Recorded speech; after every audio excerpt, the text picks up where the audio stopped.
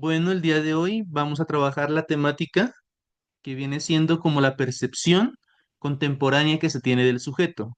Ya habíamos mirado algunos parámetros esenciales de la formación de lo que por hoy podemos hablar del cuerpo, el cuerpo y la escritura, la máscara como escritura también.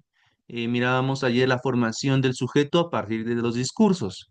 En este momento voy a presentarles lo que viene siendo una relación más profunda del desarrollo histórico para poder comprender lo que es el sujeto en la actualidad, es decir, el sujeto visto contemporáneamente, ¿ok? Para ello, les traje esta presentación que se titula Del derrumbe del sujeto a la afirmación del cuerpo, genealogía filosófica y literaria desde la sospecha hasta lo viviente. Aquí vamos a mirar ante todo, pues, cómo se construye la parte de sujetos, cómo se empieza a tener más en cuenta la afirmación de lo que es el cuerpo, y vamos a mirar una genealogía próxima a partir de lo que se conocen como los tres maestros de la sospecha, donde está Carlos Marx, Federico Nietzsche y Sigmund Freud, pilares desde la parte filosófica y de las ciencias humanas que han brindado un reconocimiento muy particular a lo que viene siendo el ser humano, ¿no? Para ello, partimos de esta pequeña introducción que dice lo siguiente. ¿De qué cuerpo hablamos cuando decimos yo? ¿Listo? Entonces vamos a tratar de desdibujar, encontrar una relación cuando nosotros hablamos del yo, cuando nosotros escribimos un texto autoficcional, ¿de qué característica estamos hablando? Y cómo ese yo se va construyendo progresivamente.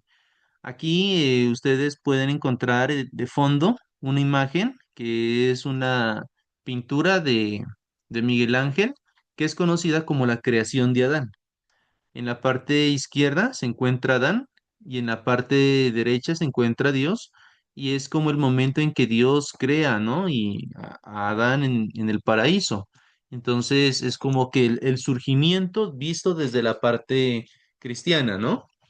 Y bueno, les voy a leer esta introducción corta y después ya voy a estar explicando parte por parte. Dice lo siguiente: durante siglos, el sujeto fue el protagonista del pensamiento occidental. Recuerden que nuestra sociedad es, toda Latinoamérica tiene una relación muy estrecha con Occidente. Todo el conocimiento, nuestro idioma, la filosofía, el arte en sí vinieron de esa relación con Occidente, ¿no? Pero también hay que ser críticos. En este sentido, nos han enseñado a nosotros erróneamente que de Occidente viene muchas de las cosas del conocimiento que por hoy vivimos, ¿no? El ser autónomos, la parte racional, y siempre se ha creído en los prototipos o estereotipos, como les venía comentando ayer, por ejemplo, de la figura patriarcal, perdón, del sujeto masculino, del hombre blanco, del yo cartesiano, son cosas del pensamiento occidental que se nos estipularon dentro de nuestra cultura y dentro de nuestra misma academia, ¿no? Este sujeto clásico se funda en el antropocentrismo moderno. Esto quiere decir que cuando hablamos del yo, por lo general siempre vamos a determinar o vamos a terminar hablando de lo que es el antropocentrismo, es decir, el hombre como centro del universo. La mayoría de las escrituras de este entonces, des en cuenta, siempre van a trabajar al hombre colocándolo como centro de atención, ¿no? Y estos parámetros siempre se encontraban en la literatura de épocas pasadas, ¿no? El hombre que tiene que ser racional, que es hombre como tal en el sentido de género, que era el sujeto blanco y el hombre cartesiano. Pero poco a poco todas las cosas empiezan a cambiar, ¿no? Demos cuenta que en la actualidad ya tenemos la posibilidad de hacer crítica a esas nociones pasadas y poder presentar o replantear nuevos parámetros, ¿no? En este sentido, donde la conciencia se piensa como origen del mundo, el lenguaje, la moral y la historia. Aquí aparecen tres nociones que son importantes para comprender la conciencia del ser humano, que es el lenguaje. El lenguaje es por medio de toda esta trama de signos, símbolos que nosotros creamos y nos comunicamos. La moral, que está relacionada con la parte eh, de normas que aplicamos en nuestra vida para poder relacionarnos con los demás. Y la historia es todo lo que nos antecede a nosotros y que se ha ido construyendo hasta llegar hasta el momento. Estos tres conceptos van a ser trabajados y se van a fraccionar a partir de las críticas que van a hacer Marx, Carlos Marx, Friedrich Nietzsche, que ayer mirábamos un poco de la relación con la máscara, y Sigmund Freud. Entonces vamos a mirar cómo estas tres personas empiezan a darse cuenta que el lenguaje, la moral y la historia empiezan a generar críticas muy profundas a lo que viene siendo este yo, ¿no? Esa es como la finalidad de esta sesión. Mostrarnos de que esta figura del yo es una construcción del lenguaje, la moral y la historia.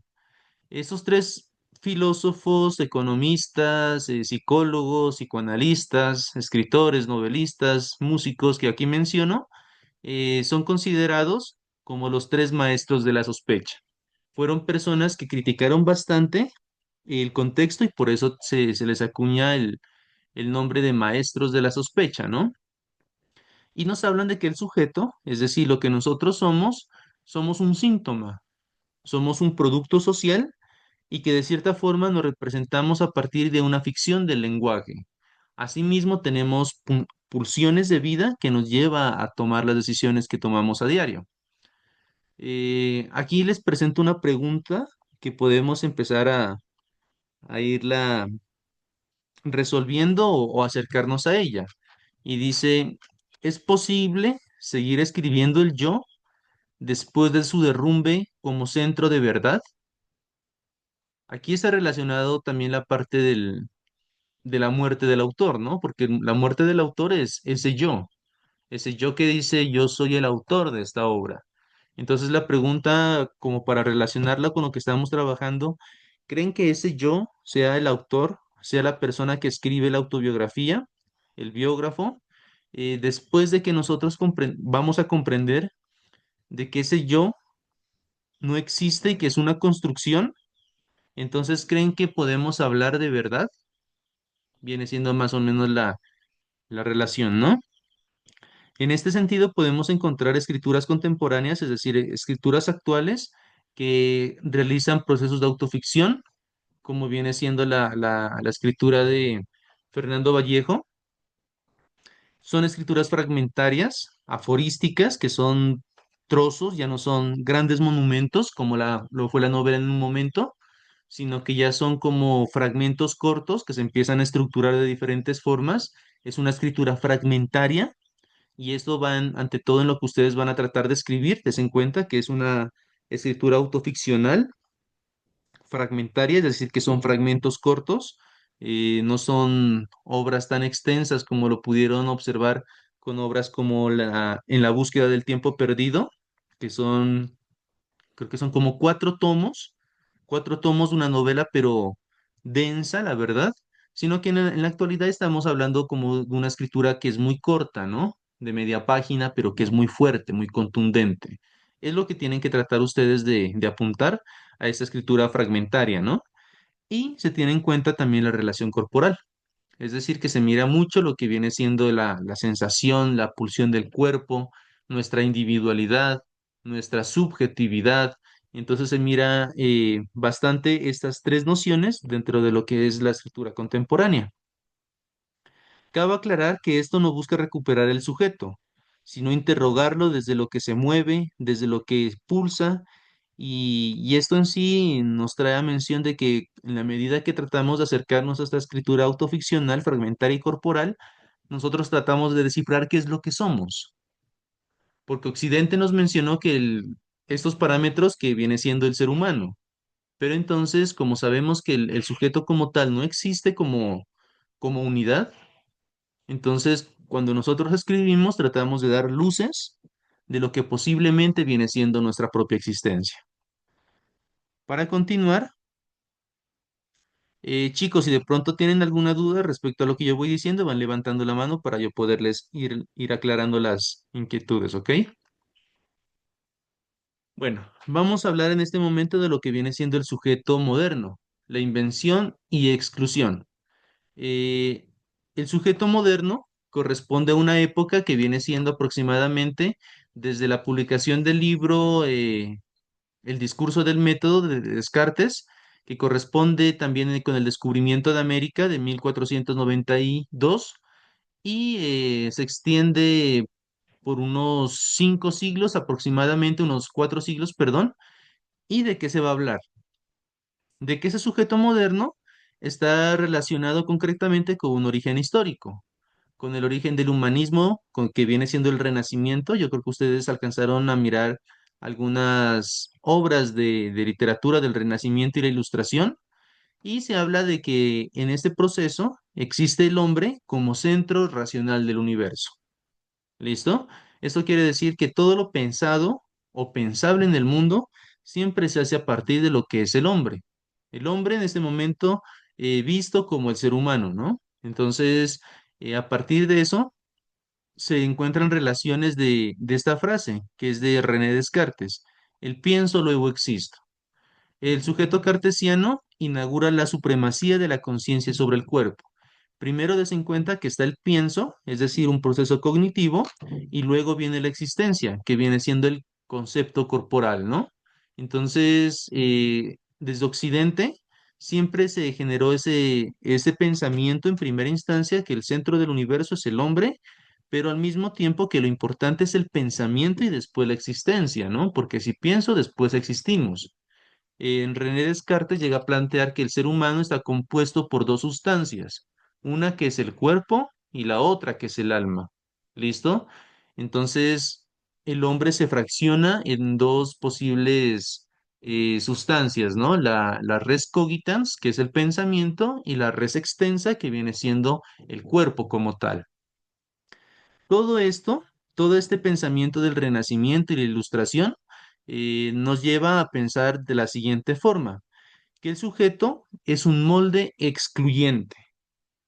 Por eso es que se genera una gran crítica a lo que viene siendo el pensamiento occidental, porque a partir de eso, des en cuenta las categorías que se generaron, que el hombre es un varón. ¿Listo? Des en cuenta. Aquí ya viene un procedimiento de género muy marcado. Hombre, varón. Que es blanco porque des en cuenta que es europeo. Entonces, des en cuenta que ahí ya viene una parte ya que de exclusión ante los demás que es muy fuerte. Después viene que tiene que ser burgués, es decir, que viene teniendo una relación con la parte económica, que es el burgués, ¿no? La clase burguesa, que es como la clase que domina a los pobres, a los proletariados, a los explotados, ¿no? Y tiene que ser europeo.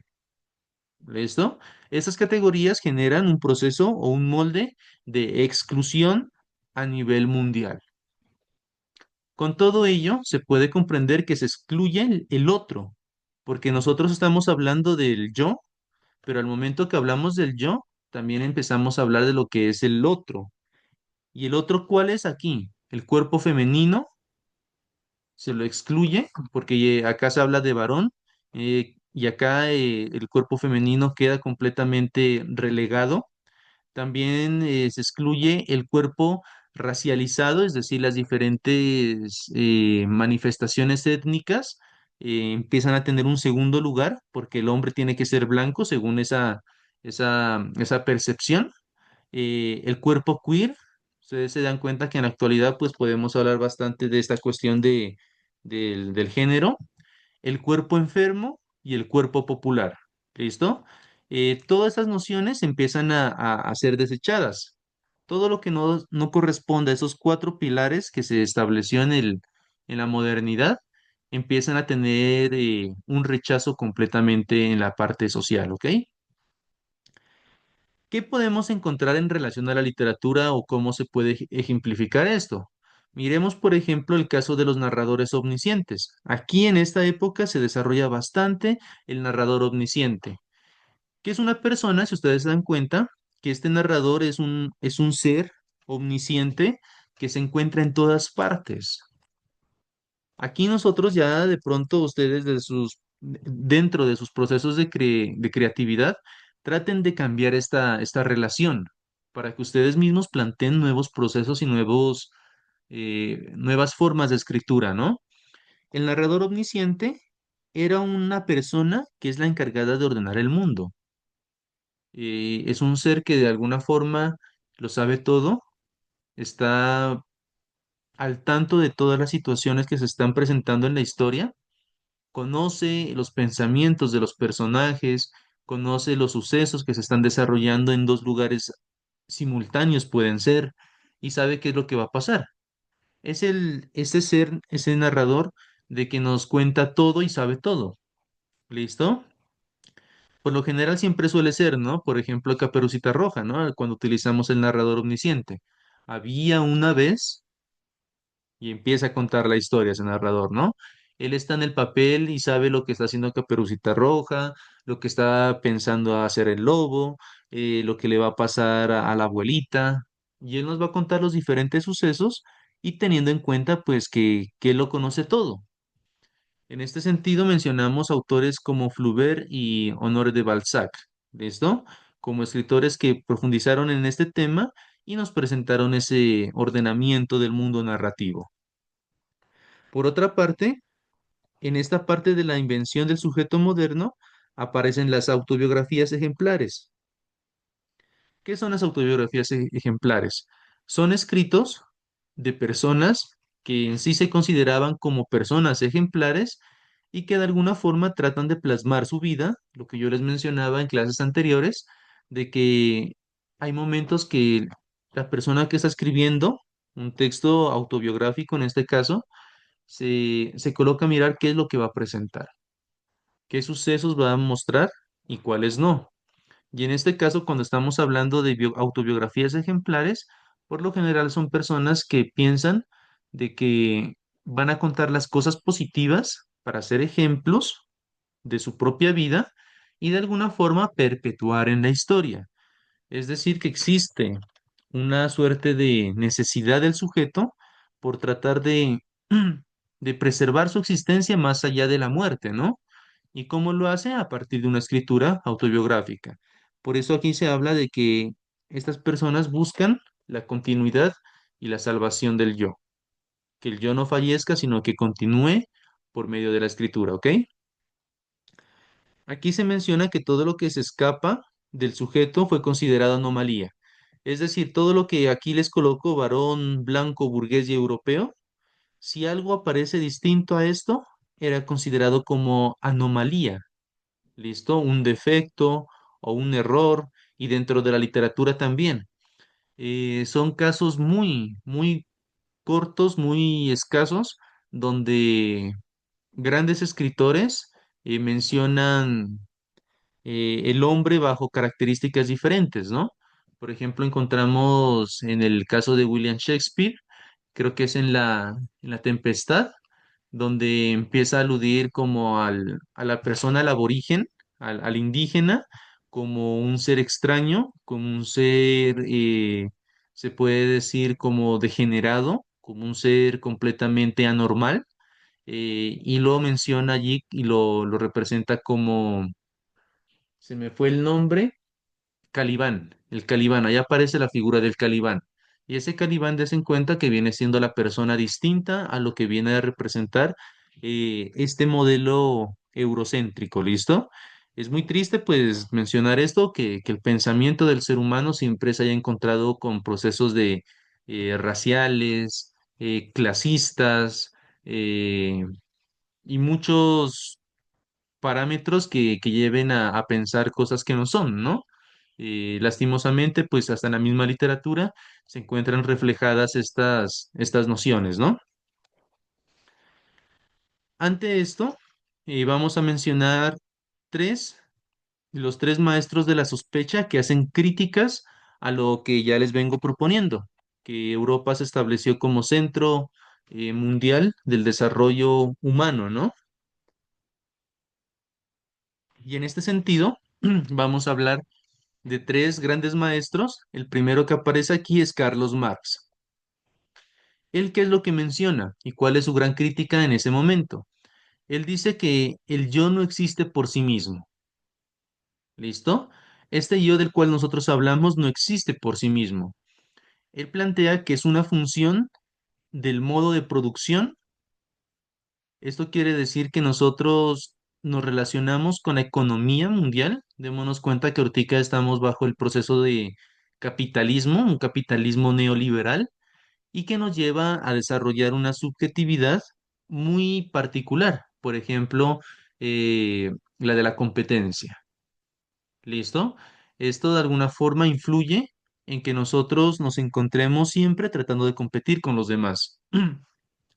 Yo miraba y lo menciono muy claramente en el sentido de que a veces a nosotros nos cuesta que la otra persona esté mejor que nosotros mismos.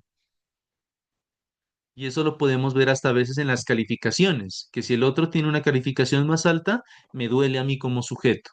Que si la otra persona le está yendo mejor en la vida, nosotros desarrollamos procesos de envidia y así sucesivamente. ¿Por qué? Porque el yo que nos ha brindado el capitalismo es un yo completamente competitivo, individualista y competitivo. Es decir, que siempre vamos a tratar de estar a la vanguardia de todo.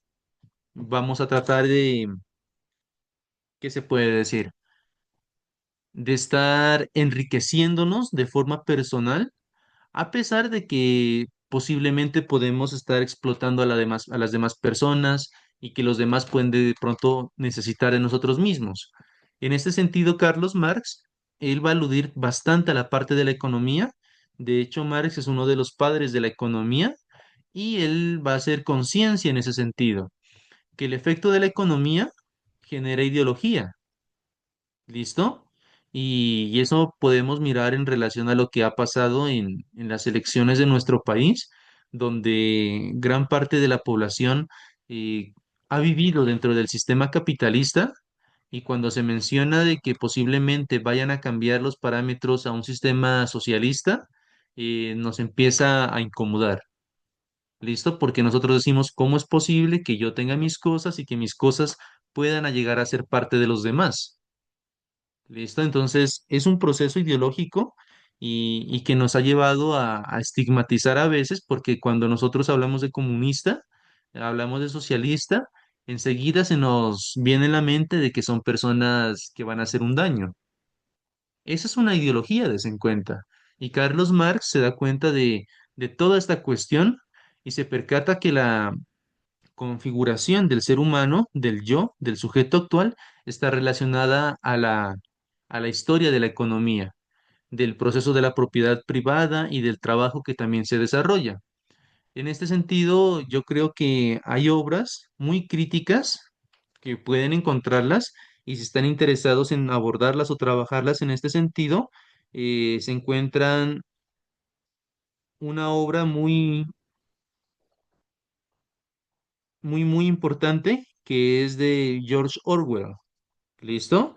Este señor es, si bien recuerdo, es británico y escribió obras muy importantes como es 1884, 1984, perdón, y otra novela que se llama La rebelión en la granja, en la cual va a hacer alusión a todo el proceso crítico, a la economía, a la clase, a la política de ese momento. Entonces, ahí pueden encontrar una obra que trabaja la temática de lo que es la política, de lo que viene siendo esa crítica, y que él, por ejemplo, en la rebelión de la granja, él va a tratar de mirar a partir en una granja y cada animalito va a representar un rol y se va a encontrar esa crítica fundamental a toda la clase opresiva que se está desarrollando en Europa. ¿Listo? Aquí les presento también una relación literaria con un texto, Los de abajo, de Mariana Azuela, que menciona que los sujetos marcados por la historia, por las luchas de clase, por la violencia económica. Como les digo, aquí Marx brinda los fundamentos o los pilares para pensar y repensar posiblemente a todas las personas que se escapan del sistema capitalista burgués y brindarles también la voz a lo que viene siendo como este concepto, ¿no? Los de abajo que son todas las minorías, todos los grupos proletariados, las personas que a lo largo de la historia no han podido hablar porque se han encontrado siempre sometidos al punto de vista eh, capitalista, eurocéntrico y a veces explotadores, ¿no? Eso es lo que viene siendo Marx. Enseguida les menciono a Friedrich Nietzsche. Nosotros lo miramos a Nietzsche a partir de lo que viene siendo la máscara, pero Nietzsche también genera una crítica muy grande al sujeto, y es la siguiente. Él dice que ese sujeto racional que nos presentan en la historia, que es la persona supuestamente que tiene como la capacidad cognitiva de hacer las cosas bien, dice que es una máscara. Lo que ayer de pronto mencionamos, dice que es una máscara de la debilidad, el resentimiento y y la negación de la vida misma. Nietzsche ante todo va a trabajar la parte de la moral. Y él nos va a decir que el ser humano ha construido lo que viene siendo la moral, es decir, todo lo que viene siendo relacionado a lo del bien y del mal, para poder controlar a los demás. Entonces, él tiene trabajos como en el texto de Más allá del bien y del mal, y nos va a hacer énfasis en el hecho de que a veces nosotros consideramos ciertas acciones de otras personas como positivas o negativas, buenas o malas, pero no nos damos cuenta que eso es muy subjetivo. Es decir, que es una producción discursiva que nosotros como sociedad hemos aceptado y la seguimos replicando y hasta a veces perdimos el sentido, pero decimos que eso es bueno o malo. Entonces él propone algo que se llama la transvaloración de los valores, que busca destruir esas nociones que nos han sido impuestas en la sociedad y que el ser humano tiene que tratar de repensarse a sí mismo de una forma distinta.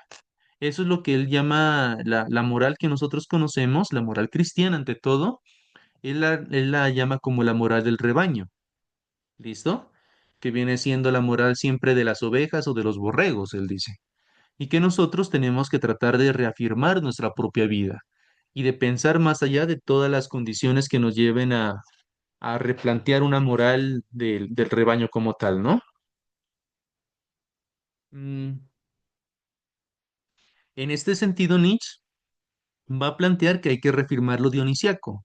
Si ustedes de pronto conocen la parte de la mitología griega y una obra particular que se llama Las Bacantes, aparece Dionisio, perdón. Dionisio es, es un dios que va en contra de las normas, de las reglas y las leyes de la época. Y es un dios que es como más libertino, em, es un dios de la pasión, del vino, de la parte corporal, ¿no? Entonces Nietzsche dice que nosotros deberíamos tratar de replantear algunas nociones dionisíacas como para poder darnos cuenta de que esas nociones del bien y del mal son netamente creaciones sociales que se han constituido. Aquí se menciona la relación literaria, por ejemplo, que plantea Nietzsche en su obra, que es Así hablaba Zaratustra, que como les mencionaba es una novela. Aquí él plantea una escritura aforística y corporal. Esto quiere decir que este librito es un texto que es muy fragmentario, no es como una novela clásica que nosotros, o las novelas actuales, que a veces son textos que no tienen profundidad, que son textos muy planos. Eh, Recuerden que Nietzsche es un maestro de la escritura aforística y en esta novela él va a plantear unos elementos muy importantes del aforismo vinculados a la narrativa. Y es el hecho de que Nietzsche dice que él va en contra de la lectura rápida. A él no le interesa a las personas que van de afán, sino que le interesa a las personas que se dedican a rumiar, a repensar, a releer lo que él está diciendo o está expresándose. Y no le interesa tampoco tener en un texto o decir completamente la verdad, sino que le interesa también que a partir de un texto se generen múltiples interpretaciones. Entonces, des en cuenta de que estas nociones de Nietzsche, de esta escritura aforística, son muy fundamentales en nuestro contexto. Es repensar de que a veces nosotros nos han enseñado desde el colegio y a veces la misma universidad de que tenemos que ser muy veloces, ir a toda prisa a alcanzar nuestros objetivos si queremos tener respuestas inmediatas a todas nuestras inquietudes. Nietzsche dice, no, esto de la prisa, esto de ir rápido, tener resultados ahí mismo, esto es netamente una mentalidad sesgada. Es como lo que menciona Carlos Marx. Siempre nos han tratado de inculcar de que el ser humano tiene que ser exitoso, tiene que tener más cosas, todo el proceso de la mercancía, toda la cuestión de la plusvalía, el capitalismo desbordante que trata de que cada persona sea exitosa, a pesar de que en su proceso, como les mencionaba, se encuentren afectadas muchas personas más, pero siempre es querer eso, ¿no? Ganar, tener éxito, lograr los objetivos, enriquecerse más. Acá en ese sentido Nietzsche dice, no, a mí no me gusta eso. Eso no es con lo que yo quiero expresarme. Y él, y ustedes se van a dar cuenta que cuando ustedes empiezan a leer a Nietzsche, no sé si recuerdo, creo que era Rafael que mencionaba que había estado leyéndolo a este pensador, ustedes leen y se dan cuenta que necesitan volver a releer. Entonces es una escritura que ustedes no pueden pasarlo como tan a la ligera, sino que exige que el lector lea una vez, vuelva a releer y siga releyendo varias veces y cada vez que relee el texto va a encontrar otros sentidos. Esa es la escritura aforística de Nietzsche, ¿no? Y también es una escritura muy corporal. Lo que les mencioné era que Nietzsche aludía en que él no concibe la escritura si no es escrita con sangre. Es decir, que tiene que ser una escritura muy sensitiva. ¿Listo? Algo que sientan ustedes en verdad, que vivan y que quieran plasmarlo. Allí, pues obviamente muchos de nosotros a veces nos encontramos ante el dilema de que hay cosas que de pronto se nos dificulta hablar de ellas, pero entonces, ¿cómo tratar de manejarlas? Recuerden que a veces la escritura como tal es un proceso también de liberación, ¿no? Y eso puede ayudar mucho en la parte de la autoficción que vamos a abordar. Por otra parte, Nietzsche ya empieza a cambiar también la parte del narrador. Y él empieza a hablar algo así como de un narrador fijo sin verdad lineal. Eso quiere decir que el narrador va a estar en sus obras, pero ese narrador no va a tener en sí toda la verdad, sino que es un narrador que se ve afectado y posiblemente cambia su percepción del mundo. Cuando su personaje Zaratustra dentro de la novela, él empieza a hablar de, iniciando su obra, que él tiene una percepción completamente distinta del mundo. Pero después, cuando transcurren diferentes sucesos, al finalizar, se da cuenta que ese Zaratustra es otra persona diferente. Es decir, que el personaje como tal es un ser cambiante. Muy a diferencia de lo que viene siendo el narrador omnisciente, que el narrador omnisciente, como les mencionaba, es un ser que ya conoce todo, ya sabe todo y no le interesa absolutamente nada porque pues ya es un ser completamente omnisciente, omnipotente y no necesita más. Acá el personaje es un poco más humano. Es una persona que se puede equivocar y que puede aprender y que puede cambiar. ¿Listo? Aquí les trae también a colación otro texto de Pedro Lemebel, que es más o menos trabajar la escritura transgresora, donde el yo queer destruye el centro masculino. Aquí ya encontramos escrituras que posiblemente transgredan o generen fisuras a las nociones clásicas. El yo masculino, el viril, el nacional, el hombre como tal, hombre o macho o varonil como tal, se ve afectado desde las nuevas escrituras por procesos completamente diferentes. Es decir, que van a tratar de romper esos parámetros convencionales y establecer otras nuevas relaciones. ¿Hasta allí, chicos, alguna inquietud? Profe, cuando se habla de la autobiografía ejemplar, ¿cómo que quiere demostrar el escritor al lector? Porque ahí siempre tiene que ser la escritura de la autobiografía de ellos ejemplar, como que quieren ellos demostrarle a la persona cuando va a leer sus escritos. Eso depende de la persona. ¿Listo? O sea, hay casos de que hay gente que ha tenido mucho reconocimiento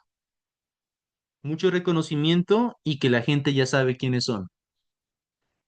Pero cuando alguien escribe la autobiografía y esta persona, digamos que tiene reconocimiento, tiene alguna dificultad o quiere plantear algo distinto a lo que está mencionando, empieza a escribir sucesos de su vida que los lleven a que los demás conozcan por qué llegaron a ser lo que son. Por ejemplo, digamos que exista una persona, verán, ¿no? Aunque ese caso pues ya más adelante lo vamos a trabajar, pero lo voy a mencionar en este momento debido a la pregunta de la compañera. Hay un escritor que escribió un texto que se llama Las Confesiones y este señor se llama Rousseau. Yo creo que de pronto lo hayan escuchado por ahí. Jean-Jacques Rousseau, él escribió El Contrato Social y escribió un texto que se llama Emilio o de la Educación. Eso se lo mira, Rousseau se lo mira ante todo en la parte pedagógica. Y comentan de que Rousseau es el padre en sí de la educación, porque en ese librito que se llama Emilio o de la Educación va a hablar sobre cómo los niños tienen que ser educados. Y él ante todo enfatiza de que los niños tienen que tener una relación constante con la naturaleza. Entonces tú lees esa novela porque es una novela y vas a quedar completamente enamorada, porque dice cómo al niño desde pequeño se lo empieza a educar, tiene una relación bonita con la naturaleza, hay que explicarle ese mundo y a la niña, que creo que se llama Sofía, también hay que educarla. Entonces en esa novela tú dices, ah, qué bonito, qué mundo tan hermoso que plantea el autor. A pesar de eso, Rousseau, el autor, en su vida personal, él hizo algo. Y es que él tuvo hijos y los hijos los regaló, los dio en adopción. Entonces, gente de su contexto lo empezaron a criticar bastante. Y se criticaba bastante porque decían, ¿cómo es posible que el pedagogo, el filósofo, el que nos está hablando del contrato social, del poder que tienen nosotros los ciudadanos para poder establecer sus propias leyes, normas y sus derechos en relación a la educación tan bonita que tiene que ser? ¿Cómo es posible de que el pedagogo de nuestra época haya regalado, haya dado una adopción a sus propios hijos? Y Rousseau se ve atacado por donde vaya en Europa a ese suceso y lo critican y lo atacan bastante. ¿Y qué va a pasar? De que él mira, des en cuenta de que él tiene ese tema y quiere resolverlo. Y la forma como lo quiere resolver es generando su confesión, que es un texto autobiográfico. En ese texto, Rousseau va a tratar de mostrarse como es, más humano. ¿Listo? Entonces él lo que va a hacer a lo largo de su texto va a tratar de decir, bueno, ¿quieren conocerme a mí? Escuchen lo que me sucedió. Y él va a tratar de mostrar diferentes anécdotas de su vida, donde él ya se presenta en sí como una persona más humana. ¿En qué sentido? En que a veces, como él era el intelectual de la época, toda la gente pues lo tenía en alta consideración, ¿no? Es decir, una persona que no puede cometer errores, que tiene que ser perfecto, que está presentando la nueva educación de la época, que el contrato social es un contrato que ustedes lo pueden revisar, es un texto fundamental para las personas que estudian derecho. Y bueno, entonces él empieza, toda la gente lo tiene en una estima muy alto y no concibe de que él pueda cometer errores. Pero Rousseau en su autobiografía dice, bueno, si ustedes en realidad quieren conocerme tal como soy, escuchen estas anécdotas. Y él va a empezar a contar, y más adelante ya vamos a trabajar un textico de él, de cómo él es en verdad, de cómo él iba con las mujeres, de los errores que cometió, y etcétera, etcétera, etcétera. Entonces su faceta des en cuenta que en la autobiografía es presentarse como un humano, mostrar que él puede cometer errores. Y al finalizar de toda esa confesión que él va a desarrollar, que es un texto relativamente extenso, él termina diciendo o aludiendo y tratando el tema por el cual lo estaban criticando. Él dice que todo ciudadano que se mire en condiciones que no pueden desarrollar por sí mismas, como viene siendo la educación de sus propios hijos, eh, tienen que relegar sus obligaciones al Estado, porque el Estado, la entidad, tiene que ser la garante de que nosotros podamos estar bien y convivir lo más bien posible, y que el Estado tiene que tomar esas situaciones y tiene que ayudar a los ciudadanos. Entonces Rousseau lo que propone es que él delega el poder de sus hijos al Estado para que el Estado mismo, comprendiendo de que sea un Estado bien, garante de sus derechos y deberes, tiene que ser el responsable del cuidado de sus hijos. Entonces, des en cuenta que esta es más o menos la relación que les comento en torno a una autobiografía. Ah, qué Pueden encontrar, interesante, profe. Profe, cómo lo consigo al escritor? ¿Me da el nombre completo? a ver, le voy a escribir en el chat porque es un nombre. Listo, profe, gracias. Rousseau. Ahí le escribí y se llama Las Confesiones de Rousseau. Ese texto lo compartí está en el drive que les compartí, ¿ok? Entonces, des en Gracias. cuenta que ese es un caso de cómo se construye esa máscara, ¿no? Y así sucesivamente pueden encontrar muchos otros textos más.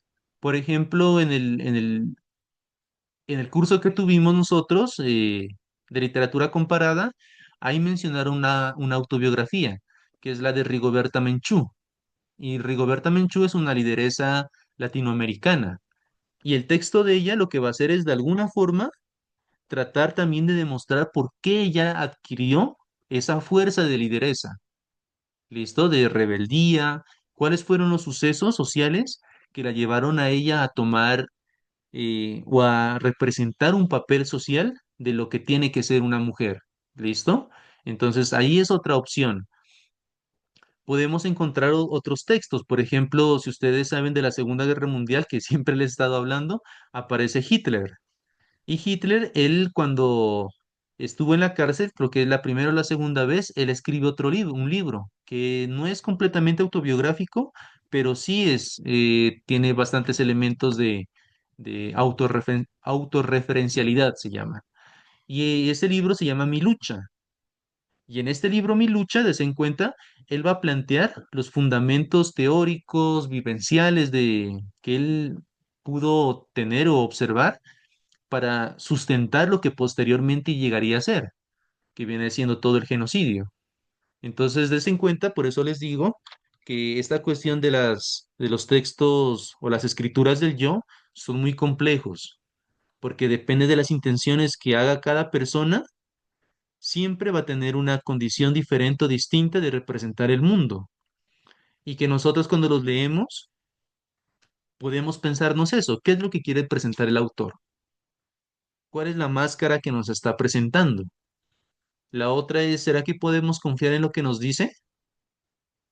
Nietzsche, como les decía, en su texto de Eixe Homo, él, como les indiqué en el índice, el día de ayer, él va a presentarse como un autor, pero un autor intempestivo. O sea, la intención de él no es presentarse o aclarar unos temas, no sé, como los de Rousseau, como los de otras personas, como el de Hitler, como el de Rigoberta Menchú, sino lo que él va a tratar es de presentarse que él es un gran escritor y que él va en contra de todo lo que les vengo mencionando aquí, en relación a la moral, todo esto, y él empieza a hablar de su vida y va a tratar de mencionar de que su producción literaria, su producción filosófica, es una producción, completamente distinta a la de la época, y que él de alguna forma está en contra de los parámetros convencionales de su momento, y así sucesivamente, ¿no?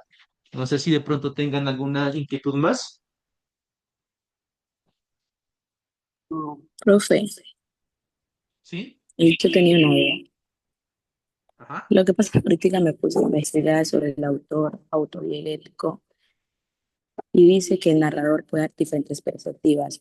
Entonces yo le quería preguntar si de pronto Nietzsche en sus escritos, él tiene pues parte de ese narrador autodiegético. Autodiegético. Eh, Sí, Zaratustra es un personaje que está dentro de la historia. ¿Listo? Es lo que les digo que es muy distinto al narrador de Caperucita Roja, que es un narrador omnisciente, que él está fuera de la historia. Está fuera de la historia y está sabiéndolo todo. Porque está fuera de la historia es que él puede saberlo. ¿Listo? Pero el narrador de Nietzsche sí se encuentra inmerso en la historia. Por eso es que él no puede saberlo todo.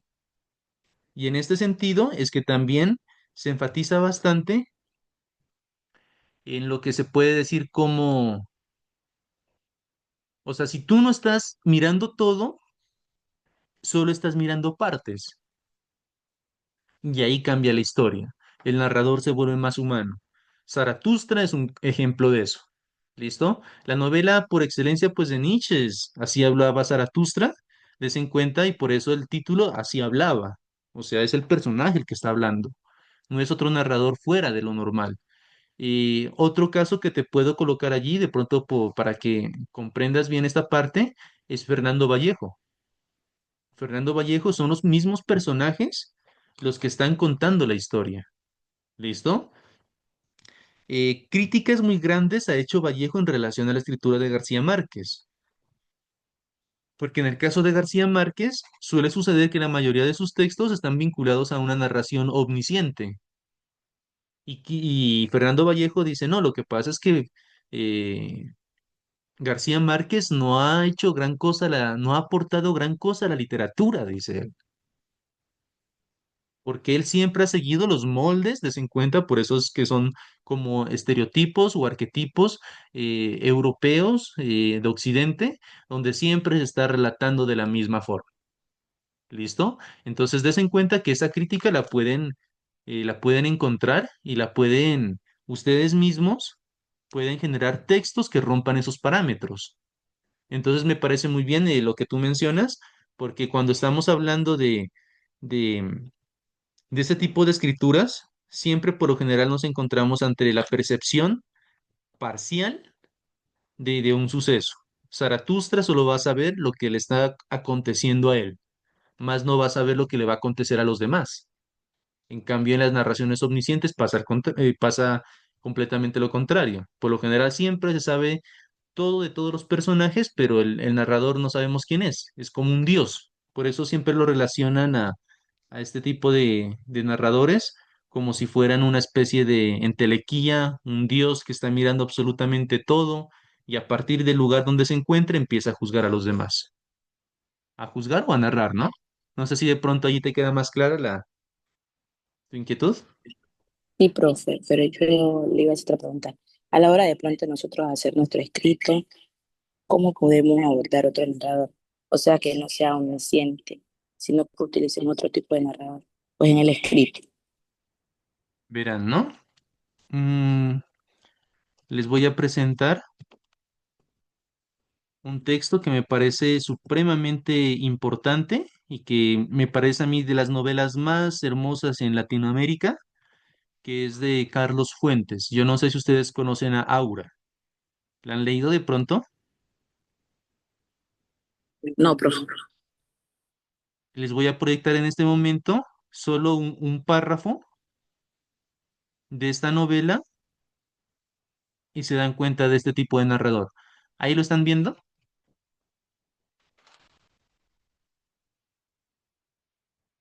Sí, profe.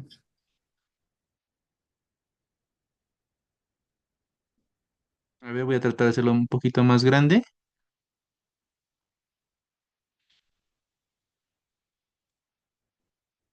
Lean ese parrafito, les doy unos 3 minuticos y se van a dar cuenta de un narrador completamente distinto, ¿no?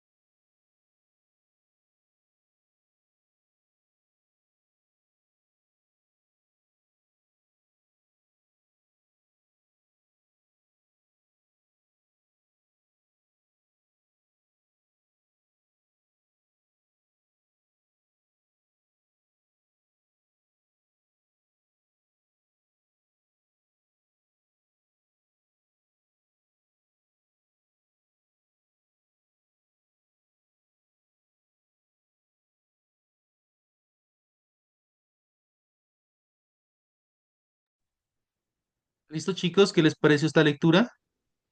¿Qué pueden encontrar de particular en este narrador?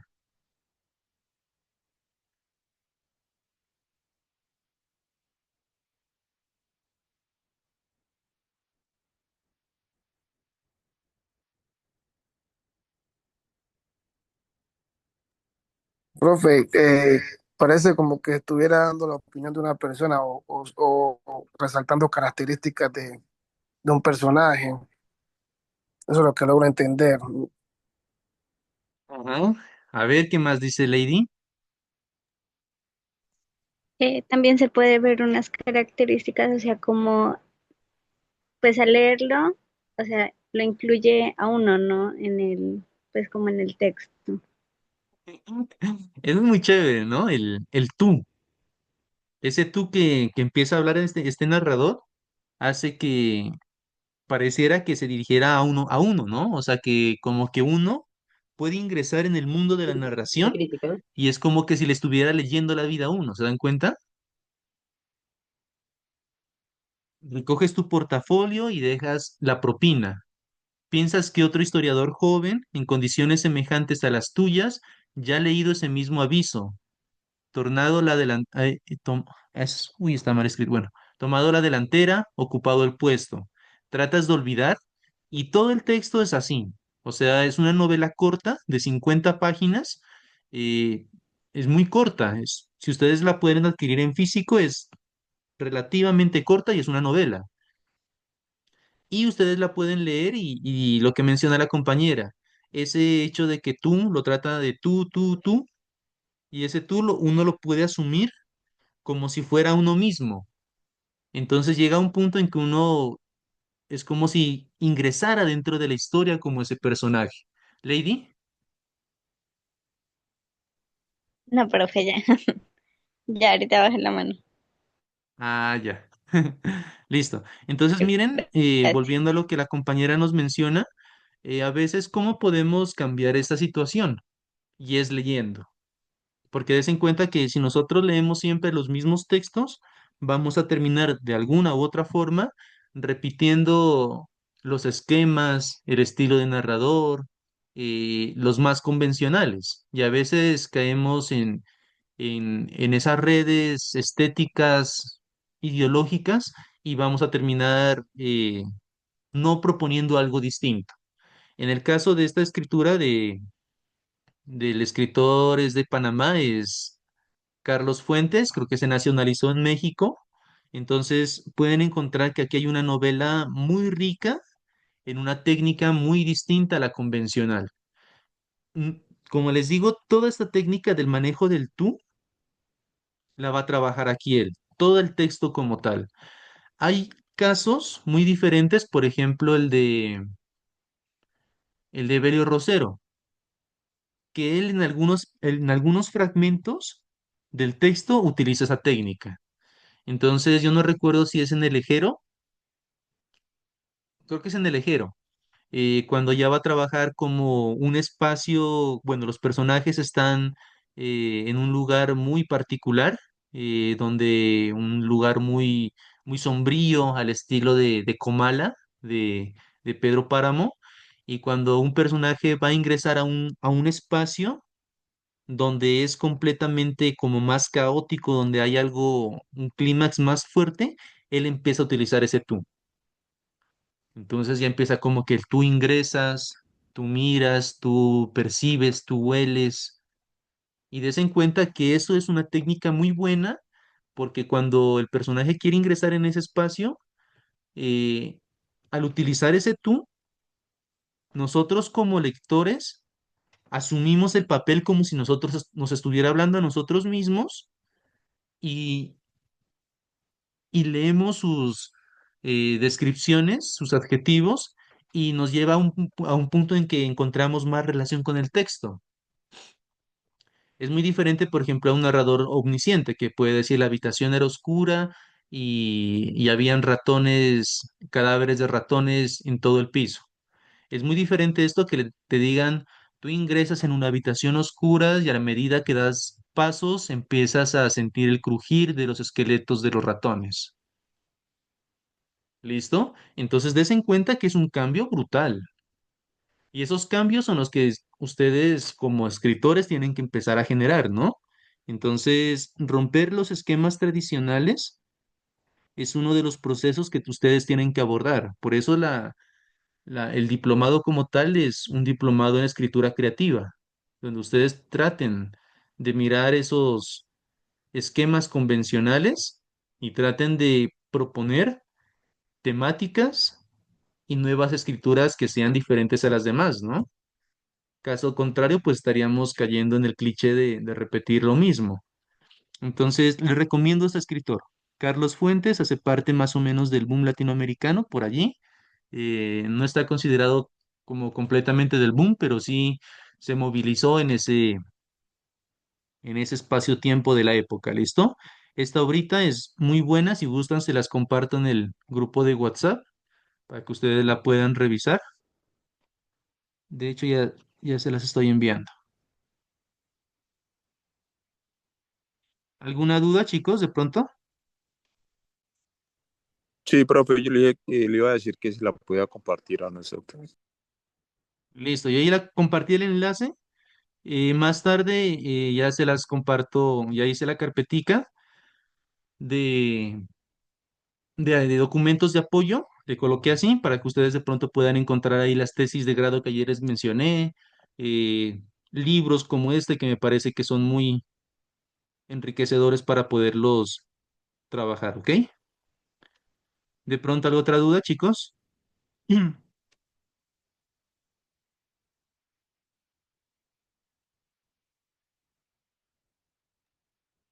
Profe, yo tenía sobre el sujeto racional, ¿no? Ajá. Me gustaría que me explicara un poco más, pero desde una diferencia, profe, de los tres autores, ¿no? O sea, desde el punto de vista, desde el punto de partida dentro de la sociedad, ¿no? Por ejemplo, cuando usted nos habló, profe, de Carlos Mar, profe, o sea, tomar desde ese punto de vista desde como decir que el ser humano es una propiedad, vamos a decir, profe, y vemos, no sé, en cuanto a sus teorías, hablando de lo que es el capitalismo, y generalmente podemos decir que el capitalismo, empezando desde la Edad Media hasta la actualidad, profe, vemos que o sea, ha habido cambios, ¿no? Pero generalmente actualmente todavía se da lo que es el capitalismo, podemos decir que arrasando donde las clases sociales se ven muy marcadas. Cuando vamos acá a Latinoamérica vemos que el rico es más rico cada vez y el pobre es más pobre. Entonces, cuando habla, ¿cómo hacemos esa, por ejemplo, desde Carlos Mar, un principio, cómo hacemos esa antología de relacionar un sujeto racional dentro de una sociedad? Y hacer el punto de quiebre también cuando hablamos de Freud y hablamos se me escapa el otro profe, de Nietzsche, cómo hacemos la diferenciación del sujeto racional. Como usted dice, profe, entender estos filósofos es complejo desde el punto de vista también desde que nosotros leemos y releemos y a veces no entendemos la ideología. Entonces yo siempre he pensado eso, ¿no? Cuando hablamos de sujeto racional, ¿qué quiere decir sujeto racional? ¿Será que el sujeto racional solo es el sujeto pensante o el que está marcado dentro de la sociedad? ¿De dónde viene la lógica? ¿De dónde viene la manera de que las cosas se van construyendo dentro de una sociedad dependiendo del contexto? Entonces eso a veces nos pone a pensar. Y también, profe, que si hablamos de un sujeto racional, ¿qué pasa si hablamos de un sujeto que sea irracional? ¿En qué sentido? Entonces eso que me tenía esa duda. Listo, Rafael. Tus preguntas son bien pertinentes, solo que me falta explicar otro filósofo que viene siendo Freud, y él va a trabajar un poquito más esa percepción que tú comentas, ¿no? Sin embargo, les puedo adelantar más o menos algo de que es lo siguiente. De pronto hay otra de las cosas que mencionaste que de pronto no son acordes, es que el capitalismo no llega a la Edad Media. el capitalismo es del fruto de la modernidad. En la Edad Media estaba el feudalismo, que es otro sistema diferente. Pero me interesa el hecho de que mencionas qué es eso de la racionalidad. Lo que pasa es que después de que salimos de la Edad Media, después del oscurantismo, como se le conoce, donde estaba el centro Dios y existía toda la cuestión de la casa de brujas, la Inquisición y todas esas situaciones de por medio, llega un momento en que se plantea lo siguiente, y es el hecho de que eh, después de que se acaba esa noción de la Edad Media, viene un proceso que es la ilustración y el renacimiento. Y el hombre, el ser humano, lo que va a buscar o va a intentar es tratar de reconocer que el mundo, toda nuestra existencia, puede ser comprendido a partir desde un enfoque racional. ¿Y el racionalismo qué es? El método científico. Todo puede ser comprendido a partir del método científico. Y allí el hombre dice, no, es que el ser humano es racional, en el sentido en que nosotros podemos pensar y podemos llegar a hacer cosas buenas. Y se crean los derechos del ser humano, los derechos del ciudadano, se genera la revolución industrial, la caída de la Bastilla y diferentes sucesos donde se empieza a mostrar de que el ser humano puede hacer las cosas bien. Y todo lo que era antes, como los fantasmas, las supersticiones, todo eso, dicen, no, esto ya está fuera de lo que, de lo que en sí es eh, la modernidad. La modernidad es muy racionalista, listo, muy racionalista. El método científico, ante todo, lo empieza a trabajar René Descartes. René Descartes en el libro El discurso del método plantea eso. Rousseau ya empieza a mostrar que el Estado puede ser también racional. Él tiene una frase que es muy bonita que dice, el hombre nace bueno y la sociedad lo corrompe. Y así sucesivamente empiezan a surgir nociones de todo lo bueno que es el hombre. A pesar de eso, poco a poco este momento de la Ilustración y el Renacimiento, creo que duran aproximadamente unos 200 años o menos, y en ese proceso se empieza a debatir un poco de que si el ser humano es completamente racional. Y empiezan a surgir diferentes autores, diferentes sucesos de que dicen, no, no es así. Aparece en este caso Edgar Allan Poe. Si ustedes lo han leído, pueden encontrar textos muy magníficos de Poe. Por ejemplo, el del corazón delator. El otro texto, La caída de la casa Usher. Y en todos estos textos que va a presentar Poe, él va a decir, no, es que el sujeto no solo es racional, sino que existen fuerzas ocultas que lo logran controlar. Y poco a poco, todo esto empieza a generar nuevos discursos. Y Nietzsche va a estar allí metido. Él dice, no, es que la racionalidad del sujeto de antes no es completamente una racionalidad. Y el ser humano siempre ha querido ser racional, pero lo que está haciendo es reprimiendo, y aquí empezamos a hablar ya de Freud. Voy a proyectar la hojita de Freud. Aquí está Freud. Entonces empiezan a decir, no, el ser humano no es netamente racional, sino que también está ocultando otras fuerzas que nos llegan a controlar, nos controlan, nos manipulan, y esas fuerzas son el inconsciente. Toda la sociedad, en toda la historia de la humanidad, siempre ha querido decir que el ser humano es una persona consciente, un ser que es una sola persona, que solo tiene un yo, pero es mentiras. Freud, que es psicoanalista, él llega a plantear de que el sujeto como tal está dividido, des en cuenta. Se encuentra dividido y dentro de nosotros, de cada uno de nosotros, no podemos hablar de un yo, sino de legión.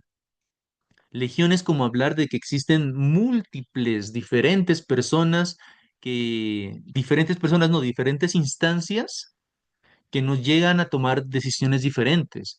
Por ejemplo, yo les digo a ustedes, ¿cuántos de ustedes nomás a veces no hablan solos? ¿Y por qué hablan solos? Si están solos, supuestamente. Y lo más complicado es que a veces nosotros nos respondemos y hablamos y generamos conversaciones con nosotros mismos. Claudia, Profe, pues de acuerdo a lo que manifiesta pues este autor, debemos también tener en cuenta que hay personas que son esquizofrénicas y no hay que como que desviar una cosa con la otra, ¿no? Porque pues obviamente en algunos casos pues uno siente que sí tiene como que varias personalidades o como que el subconsciente nos dice qué hacer y qué no, pero también me voy como que al lado de las personas esquizofrénicas. sí, dentro de eso, pues es muy, muy distinto una persona esquizofrénica a lo que nosotros somos. Pero igualmente, libremente del el esquizofrénico se reconoce porque él escucha voces o mira cosas que los demás no miran. Por ejemplo, encontramos casos como William Blake, que fue un pintor. Él es uno de los grandes pintores y él mencionaba de que él cuando salía a la calle miraba árboles y sobre los árboles miraba ángeles volando y sin consumir nada. Era porque él tenía este problema de esquizofrenia. Hay otras personas, por ejemplo, hay una obrita que se llama Aurelia, creo que se llama Aurelia. eh, Se me escapa en este momento el autor y el autor comenta de que él en su vida miraba a una mujer que lo seguía.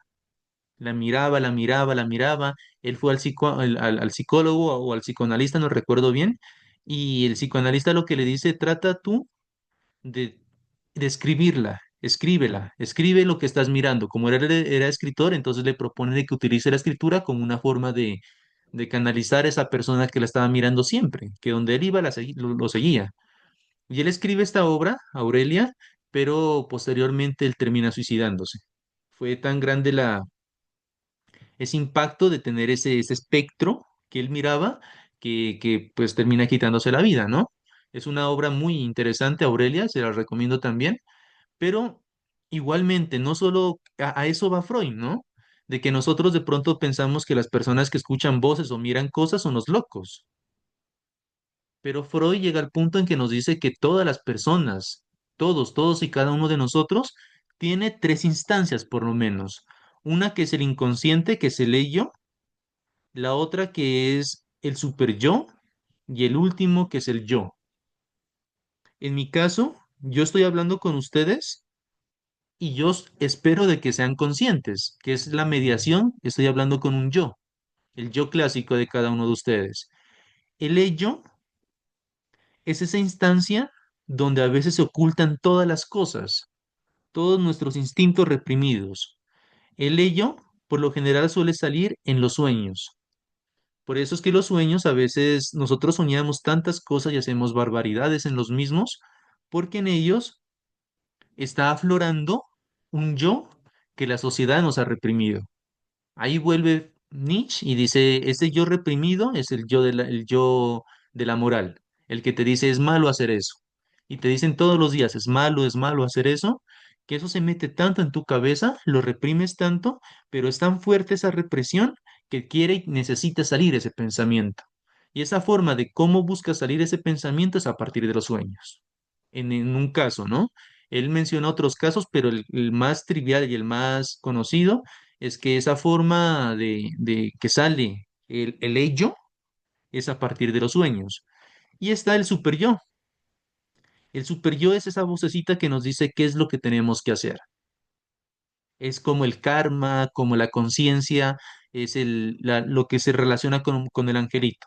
Muchos de los textos o de las imágenes actuales podemos encontrar que relacionan al ello con un diablito. No sé si han mirado caricaturas o imágenes que aparece, por ejemplo, en Los Simpson, que aparece Homero y en el lado de izquierdo del hombro aparece el ello, que viene siendo el diablito.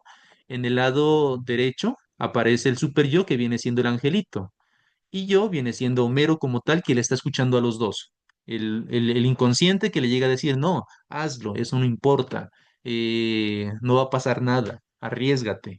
Y el super yo le va a decir, no, no hagas eso trae consecuencias, eso es malo, te puede afectar. Y nosotros quedamos como una instancia intermedia donde tomamos la decisión. ¿Y Rafael? Profe, en esa parte donde usted dice, profe, que nosotros hablamos por sí mismos, siempre me ha llamado eso la atención, ¿no?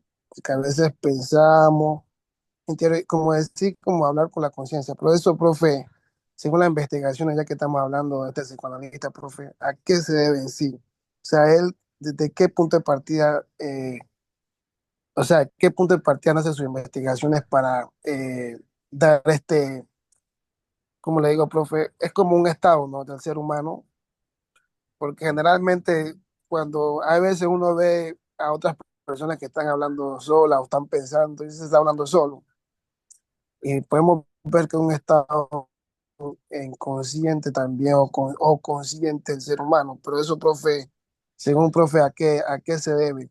¿Qué dice este psicoanalista sobre esto? En primera instancia, pues Lo Freud estoy, va a lo hablar, estoy dando de loco cuando está hablando solo. no es de locos, ¿no? O sea, a eso va Freud, a decir de que el sujeto, el ser humano actual, no es completamente racional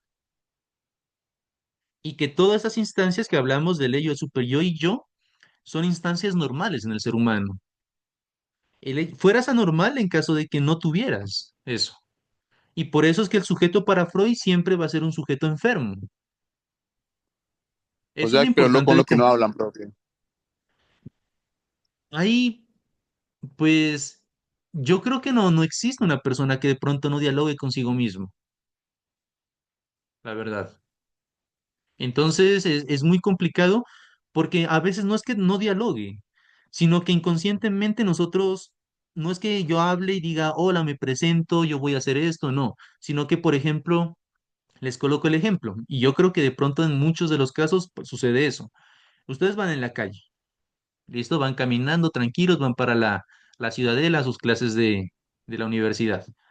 De repente va adelante una mayorcita, y esa mayorcita coge y tiene un billetico y lo va a guardar en su bolsillo, pero en ese momento se le cae y ella no se da cuenta. Y los únicos que se dan cuenta son ustedes. Ustedes de pronto no es que vayan a empezar a dialogar, ¿no? Que empiece directamente el yo diciéndole no, no hagas eso, o el otro sí, hazlo, guárdate ese billete, tú lo necesitas para tu descanso. Sino que a veces existe como el sentimiento, como que uno se encuentra y eso es rápido. No es que van a tener media hora para dialogar consigo mismo, sino que viene siendo como la cuestión de que ustedes toman el billete, lo levantan y ahí viene rápido enseguida. ¿Lo entrego o lo guardo? ¿Está bien o está mal? Y viene una sensación momentánea o instantánea en la cual ustedes tienen que tomar una decisión. Y posiblemente sucede lo siguiente. Si ustedes lo entregan el billete, se quedan sin descanso, piensen en eso. Y en el descanso cuando tengan hambre, van a tener allí, puede que el ello no les hable, pero ustedes van a decir, ah, Ortica hubiera podido estar comiendo algo. ¿Listo? Pero es un Y si robo. ustedes, o si ustedes lo cogen el billete y compran algo, después posiblemente en horas de la noche les llega un pensamiento nomás, como un pensamiento, no un diálogo completamente, sino que un pensamiento. Y dicen, pero yo creo que la mayorcita pudo haber necesitado esa plata. ¿Listo? Entonces, no es que sean diálogos completamente, pero sí están dentro de nosotros diciéndonos qué es lo que debemos hacer, qué es lo que no debemos hacer, y nosotros estamos como una instancia de que tomamos la decisión. Por eso el sujeto para Freud no es uno, ¿listo? No es uno. Y estoy hablando de personas normales, no estoy hablando o sea, estoy hablando de lo que nosotros como sujeto estamos viviendo.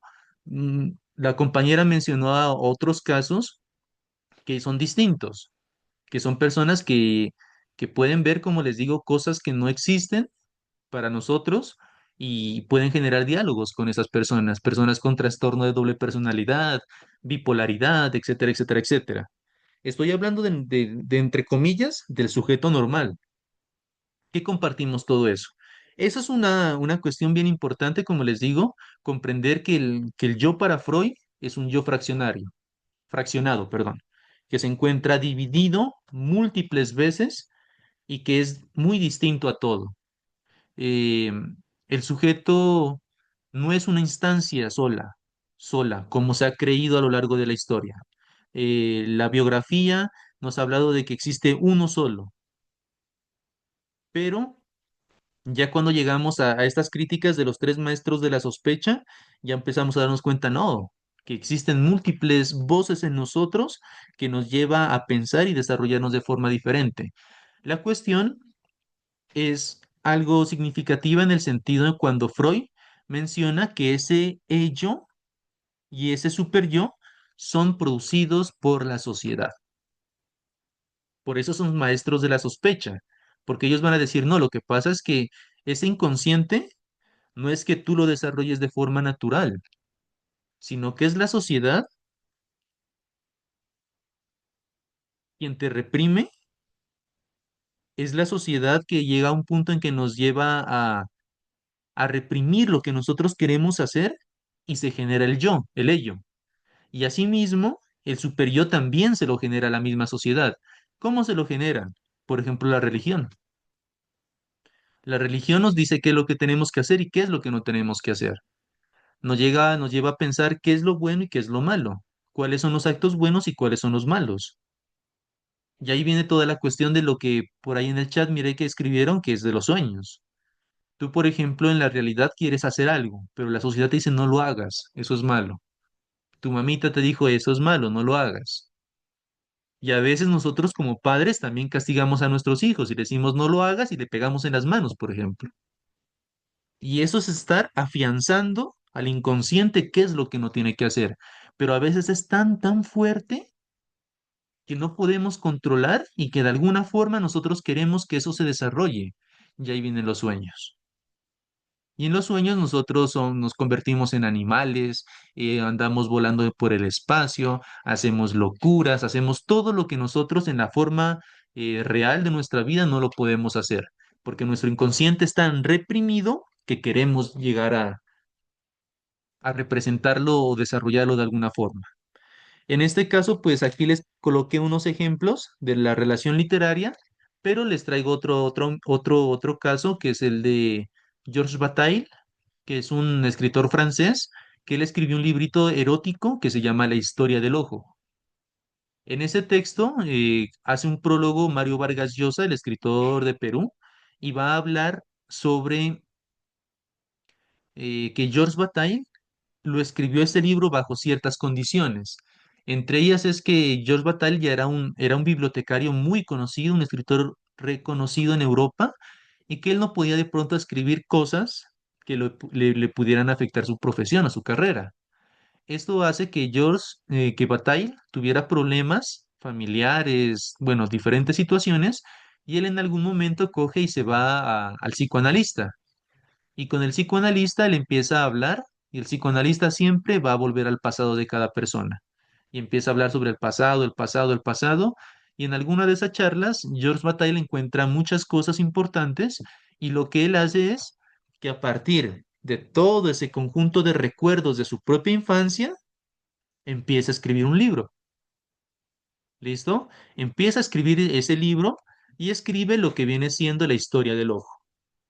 Después de que él lo escribe, que es un libro de erótica, él va a terminar mm, pues haciendo una buena obra y quiere publicarla, pero pues le da cosas, como les digo, porque es a partir de los recuerdos que él tiene, de los recuerdos que son muy privados, a veces con contenidos sexuales muy particulares, entonces él le da cosas de pronto que los demás lo reconozcan como tal. Y lo que hace es que publica su libro, pero lo publica con un seudónimo, que en español creo que traduce como olor mierda. Y lo publica y lo lanza, pero pues nadie sabe qué es él. Ya posteriormente, ya cuando creo que fallece George Bataille, ya cogen este texto y ya saben quién es el autor. Y ya mencionan que es pues el gran bibliotecario francés, ¿no? Pero des en cuenta que a veces esos temas, como les digo, todos esos temas que van relacionados con esa represión del individuo, que nos llevan a censurar lo que nosotros pensamos, que nos llevan a pensar de que está mal lo que nosotros decimos, todo eso tiene ciertas consecuencias, ¿no? Eh, Ustedes, por ejemplo, no sé qué temas particulares de pronto les cueste hablar. Pueden ser de pronto con contenidos eróticos, otros pueden ser con contenidos de pronto de violencia, porque estamos en un contexto muy, muy violento. ¿Qué contenidos pueden manejarlos y cuáles no? ¿Y cuáles se les dificulta? Y si se dan cuenta, pues toda la parte que les dificulta es lo que de alguna forma la sociedad nos ha llevado a pensar, ¿no? Que eso no se puede decir, que esto sí se puede decir y de qué forma. La intención es que ustedes sean como escritores muy perspicaces y creativos al momento de generar esas escrituras, ¿no? Entonces, hasta allí de pronto alguna duda, chicos.